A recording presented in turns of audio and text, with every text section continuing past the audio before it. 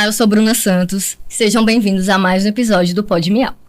Hoje a gente tem uma convidada super especial, uma pessoa que eu tenho um carinho enorme, tô super feliz dela ter aceitado o nosso convite.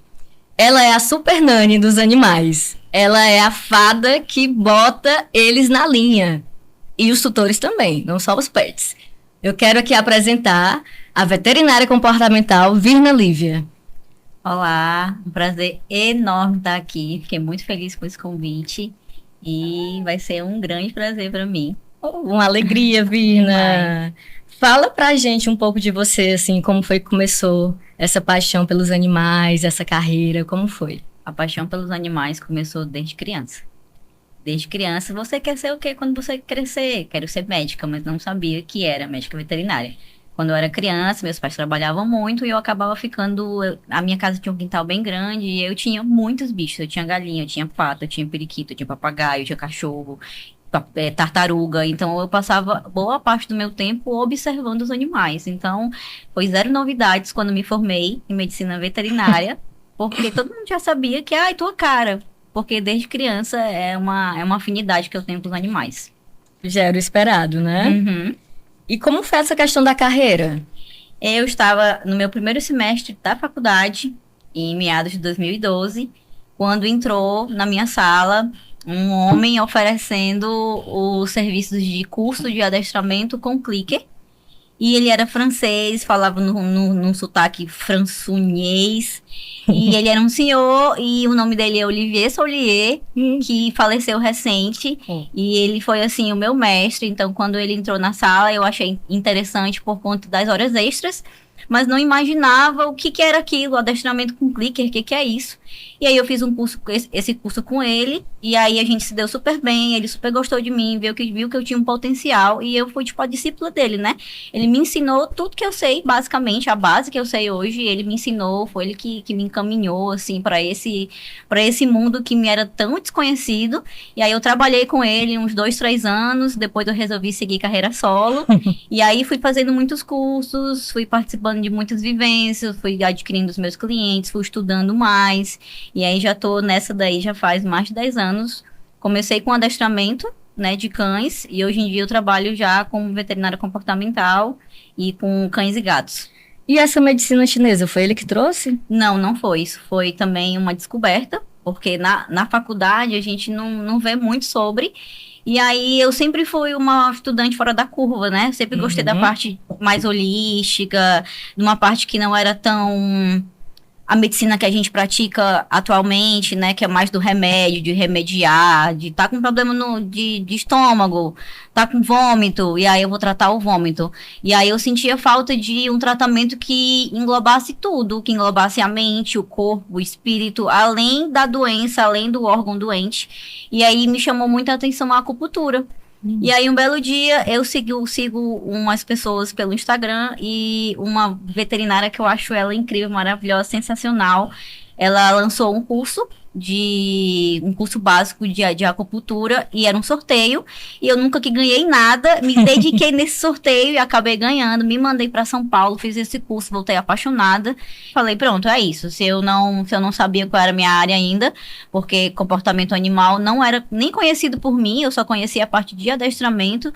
E o comportamento animal, a parte de medicina comportamental, ela não foi reconhecida, não era, né? Então ela foi ser reconhecida agora em novembro, pelo conselho, novembro do ano passado, e aí eu não sabia. E aí eu tava buscando uma área. Eu fiquei, poxa, passei 5 anos estudando para ser mais do mesmo, para ser clínica. Eu não, quero mais, quero outra coisa, quero uma coisa diferente. Não encontrei alguma coisa que fizesse meu coração vibrar.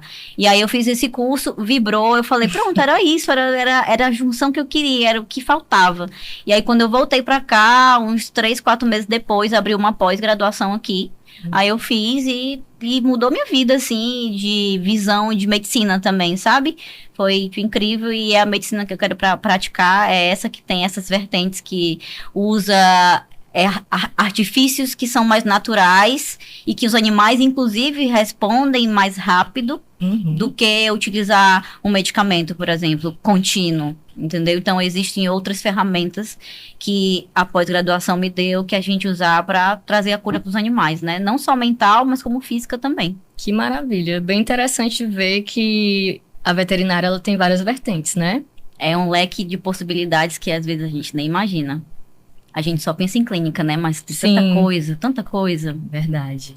E quais são os principais fundamentos da terapia comportamental positiva, diferente do adestramento, assim, das abordagens? O adestramento, ele é uma ferramenta de uma terapia comportamental. Então, por exemplo, quando a gente vai, sei lá, quando a gente tem alguma questão, a gente vai ao psicólogo, ao psiquiatra, aí ele fala as várias coisas que você tem que fazer. Se alimentar melhor, dormir melhor, se exercitar. Então, existem várias vertentes dentro dessa terapia que a gente vai analisar para que o animal melhore, dependendo da questão que aquele animal tenha. Então, por exemplo, o animal, ele tá destruindo a casa. Aí eu vou lá, vou entender o porquê que aquele animal está destruindo a casa. O que ele não tem, o que ele está comunicando, né? E aí o adestramento, ele vem para criar essa comunicação, essa ferramenta, porque o animal, ele não fala. Qual que é a linguagem que você vai usar para que ele te entenda? É a linguagem humana, porque muitas vezes os humanos, eles querem falar com os animais como se fossem mini-humanos ou pequenos humanos, e eles não estão entendendo nada.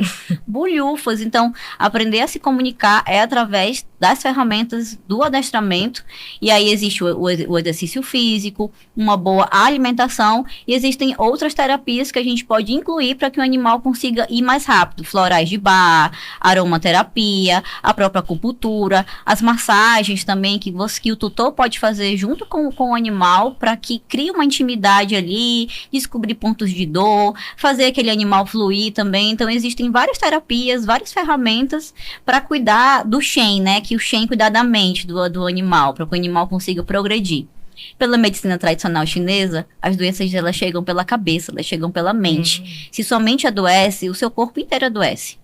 Então, cuidar da mente, cuidar do bem-estar, cuidar do psicológico é muito mais importante do que qualquer outra coisa, porque ele é o mote. Se seu animal ele não está bem psicologicamente, ele não vai estar bem em lugar nenhum.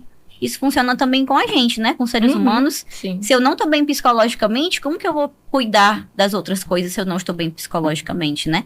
Então, a gente sempre fala dessa questão da saúde mental. A saúde mental, depois da pandemia, tanto a nossa saúde mental física como mental piorou, como a saúde dos animais também. Então, depois da pandemia, a gente teve um pico de casos de ansiedade por separação, entendeu? Porque eles ficaram muito com a gente. Eles também sentiram muito a questão da pandemia. Todo mundo sentiu, né? Então, depois do boom da pandemia, a questão da saúde mental, ela ficou cada vez mais conversada, né? E aí a gente também traz isso para a parte dos animais.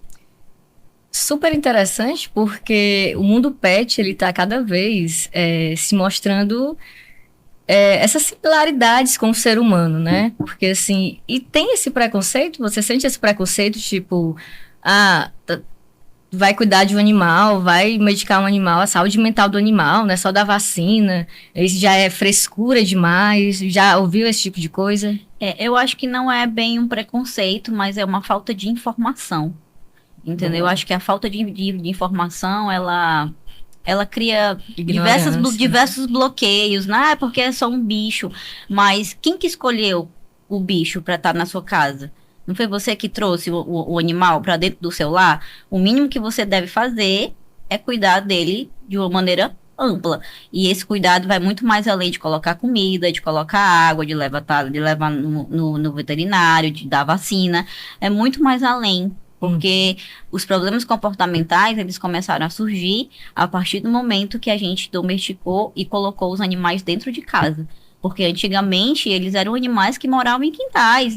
Se o cachorro se coçava, se ele latia, se ele chorava, ninguém nem sabia. Ele ficava lá, estava tudo certo, não tinha problema nenhum. Os problemas comportamentais, eles começaram a surgir a partir do momento que as pessoas, elas estão se verticalizando, então elas estão saindo das casas e indo mais para apartamentos. Então, elas estão deixando de ter filhos para ter pets. E aí, tem essa proximidade mais íntima dentro de casa. Então, eu começo a ter um ser que eu não entendia muito bem dentro de casa. Não sabia nem o que é que precisava, como é que se comunica, o que é que come, o que é que faz, onde vivem, o que fazem. E aí, eu trago para dentro de casa. Aí, dentro de casa que eu vou ver a coisa acontecer. Porque é uma convivência muito íntima. Tem cachorro que dorme com o tutor todos os dias, né? Então é uma coisa muito íntima. E aí existe um processo de humanização acontecendo também com os animais. Animal usando meia, usando roupa.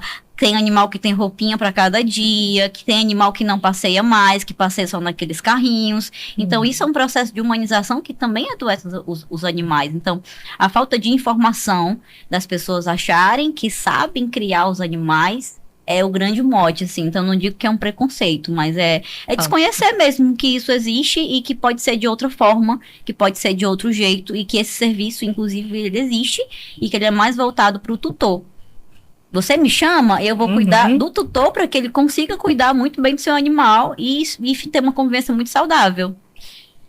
E assim, quais são as maiores demandas quando o tutor te chama? É a ansiedade de separação? É o animal tá comendo tudo dentro de casa? É ele não parar de latir? Ah, depende. Tem os filhotes, tem os adultos, né? Sim. Os filhotes basicamente é necessidades, destruição, morder em excesso, o básico do filhote, né? Que o filhote também tá aprendendo ali a se entender no mundo. E dos adultos, o que é o boom, assim, que me chamam muito é reatividade e ansiedade por separação, que são os problemas mais emergentes que a gente tem aqui nos animais do Brasil, por exemplo. Então, a falta de socialização lá no começo, porque tudo começa lá no começo. Se lá no começo foi difícil, foi quebrado ou foi faltoso, ele se tornará um animal adulto com problemas comportamentais. Então, a gente faz lá atrás para a gente ver resultado lá na frente. Então, animais pequenos às vezes tendem a ser mais reativos, porque ficam sempre no colo, estão sempre nas camas, sempre no sofá. Eles têm menos regras do que os cães maiores. Então, tipo, um Golden de 20 quilos, ele não vai ficar ali subindo no teu sofá toda hora, nem subindo na sua cama toda hora. Ele vai, tipo, pular nas pessoas, ele vai ser aquele espaçosão, mas os cães pequenos, eles estão sempre com a gente, em todos os lugares, nos colos, em todos os momentos. E aí, isso cria também muita margem para problemas de comportamento, né? Sim. Então, por exemplo, tem muita gente hoje que trabalha de home office, aí a pessoa passa 24 horas com o animal. E aí, quando aquela pessoa vai para uma academia, vai para um aniversário, o animal, ele vai sentir, entendeu? E aí, isso se agravou também com a pandemia, porque a gente ficou todo mundo em casa, os cachorros se habituaram ali, estar com aquelas pessoas, né? E aí, quando todo mundo foi voltando naquela rotina, muitos cães estão sentindo isso, né? Não estou sabendo lidar com isso, não estou conseguindo ficar sozinho. Tá difícil para mim, Entendi. né? E outra coisa, a questão do tutor. Quando você chega, faz uma avaliação no pet e você pega aquele tutor que não tem a menor paciência, acha que o problema não é com ele, que você sozinho vai resolver com o animal. Existem muitos casos assim de tutores que não querem entender de fato como funciona essa terapia. Existe, e aí o que normalmente acontece é que as pessoas, elas me chamam e aí elas acham que eu vou chegar e fazer uma mágica. Fique bom. Não vai acontecer. Então, assim, o trabalho, ele vai acontecer de dentro para fora.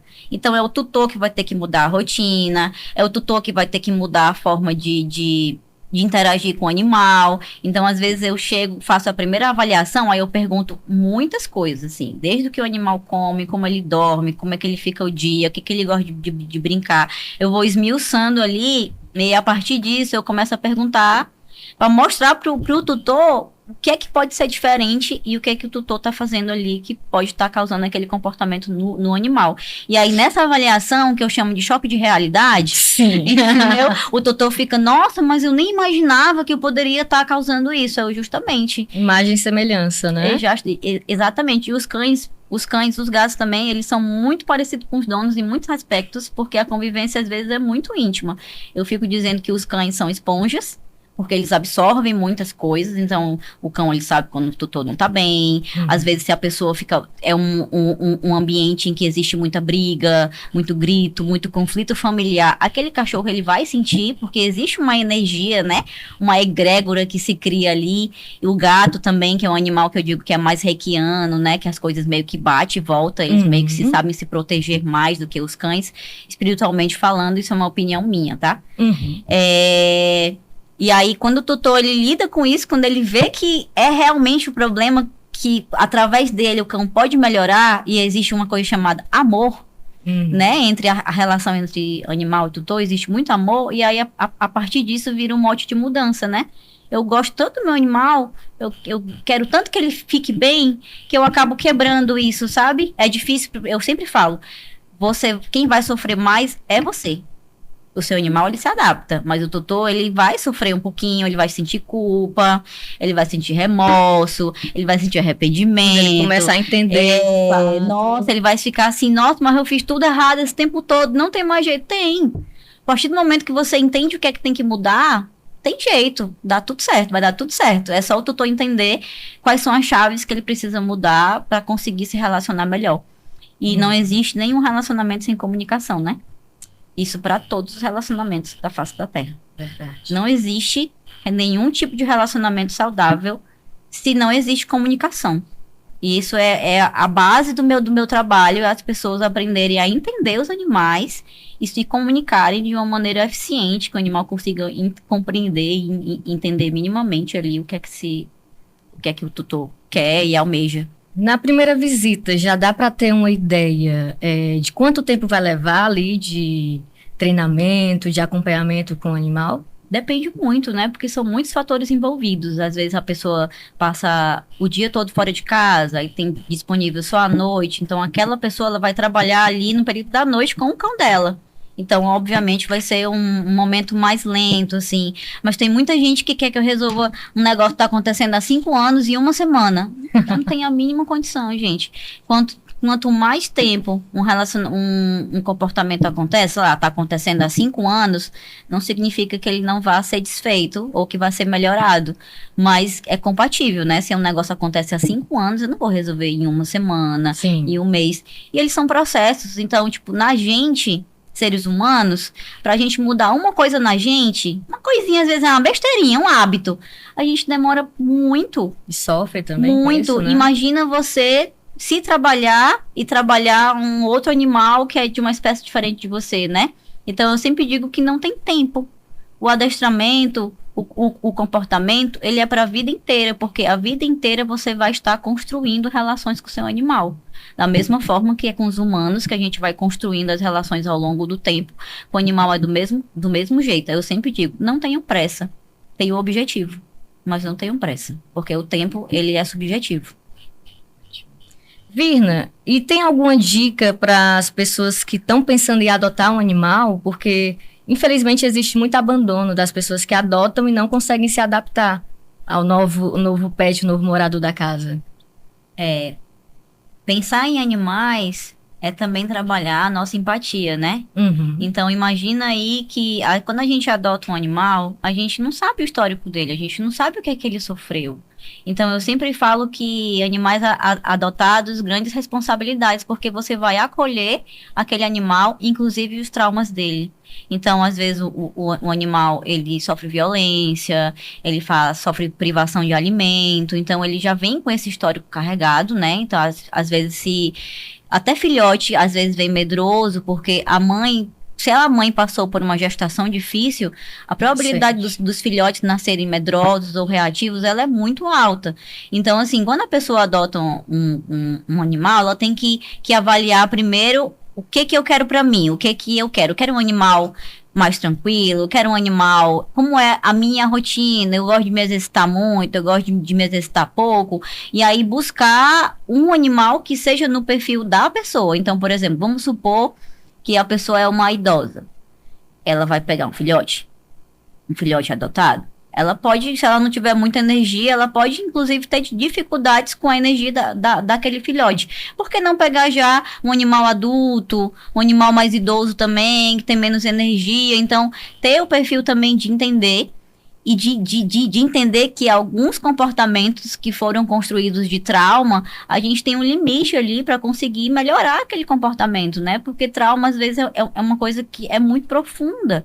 Então, assim, por a gente não saber o histórico daqueles animais, que eles têm medo ou não, o que eles passaram, é você estar aberta a praticar ali a empatia, preparar o ambiente para receber aquele animal e ter muita paciência, porque o animal está se adaptando a uma nova vida, a um novo ambiente, a uma nova rotina, a novas pessoas, tudo é muito novo. Às vezes a pessoa pega o animal, passa uma semana e devolve. Uma semana, gente, é nada, uma semana é nada, não dá nem tempo do animal pensar e entender onde é que ele está. Então, quando pegar um animal adotado, tentar entender mais ou menos ali o histórico, se não houver o histórico, praticar a arte da empatia, da paciência, da persistência, da consistência.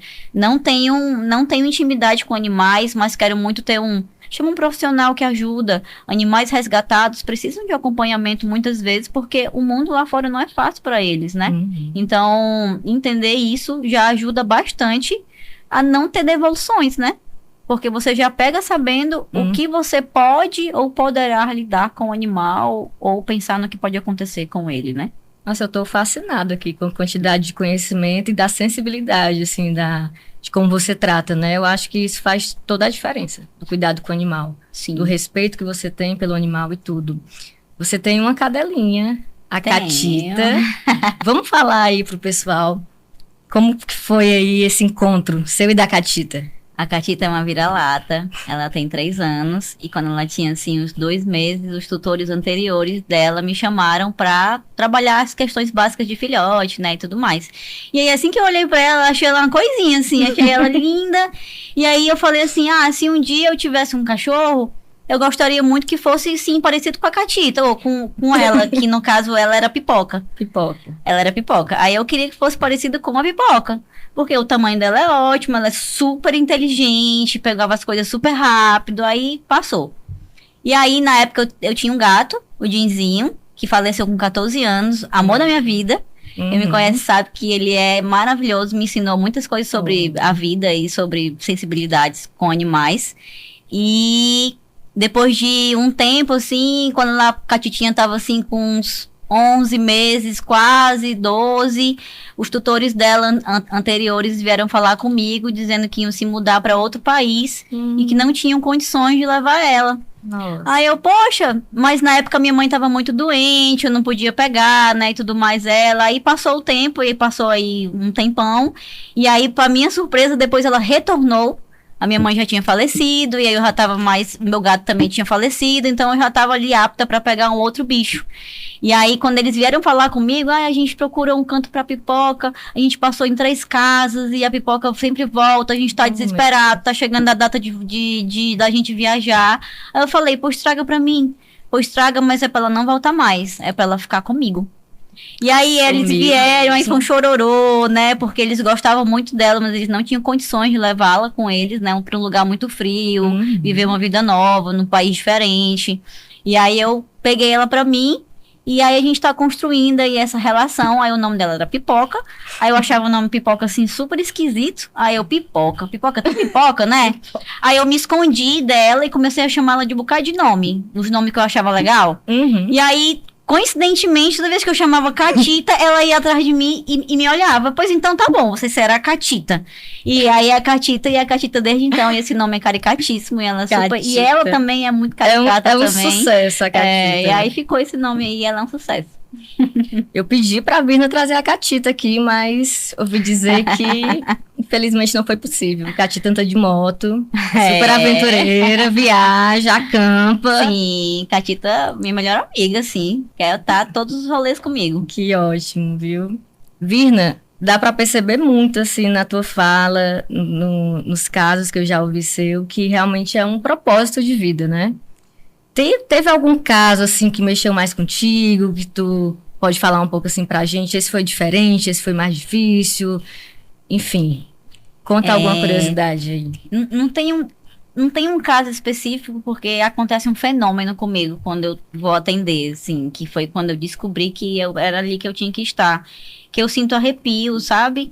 Já tive momentos muito íntimos, assim, com os tutores de coisas bonitas mesmo, de viver coisas bonitas, espirituosas mesmo. Conexão, De né? conexão, tanto com o animal como com as pessoas, porque eu ensino também, mas eu aprendo muito também de estar ali na casa das pessoas, né, dentro do lado da pessoa, então é uma coisa que me é muito sensível, então quando eu comecei a perceber que eu me arrepiava, às vezes, nenhum lugar que eu vou, nem na clínica, nem em outro canto, eu sinto esse xenhenhen que eu sinto às vezes quando eu tô trabalhando com comportamento, sabe? Então, é perceber essas reações corporais me fez entender que aqui é um propósito, aqui pode ser uma missão de vida, né? De entender. Mas teve um caso que acho que ele passou mais tempo comigo, assim, que foi o Ozzy.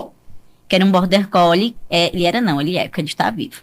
E ele ficou 2 anos comigo de acompanhamento, e o Ozzy, ele não sabia nada, assim, ele só ficava em casa, um border collie só em casa, assim, passear com ele era difícil, andar de carro com ele era difícil, tudo era muito difícil, então eu fui construindo ali os comportamentos com o Ozzy, até eu conseguir entender que, nossa, agora ele tá ok, e aí ele foi pra São Paulo, né, não mora mais aqui em Fortaleza, que eu acho que se ele tivesse aqui ainda, a gente ainda tava super trabalhando juntos, assim, porque essa construção ao longo dos anos, né? Então foi muito legal para mim acompanhar o quanto que ele progrediu, de ver ele passeando melhor, bacana, de ver ele andando de carro, sabe, sem estresse, de ver ele convivendo melhor. Teve um irmãozinho gato também, então para mim que era uma coisa assim, nossa, o Ozzy com irmão gatinhos, assim, então era uma coisa que você vai vendo o animal se transformando, e é uma coisa tão bonita. Ele era mais introspectivo? Ele era mais um cão de casa. Um cão que não saía muito, que não passeava muito, e aí isso influencia na socialização, né? E a gente trabalhou todos esses questionamentos. E aí, Border Collie, que tem muito potencial, um animal super inteligente, mas a inteligência dele ali não estava sendo bem trabalhada, a gente foi trabalhando isso. Não foi estimulado. E ele se tornou um cachorro Ave Maria, muito fofo, assim. Eu olho ele, às vezes eu acompanho ele em São Paulo, assim, eu vejo ele gordinho lá, super feliz no frio. Meu Deus, que coisa linda. Dá uma saudade, né? Dá uma saudade, dá uma emoção também de ver. E um orgulho, aquele né? animal, e um orgulho também de ver aquele animal bem, convivendo bem com a família, que não é eu fazer com que o animal fique 100% perfeito, porque não existe perfeição, né?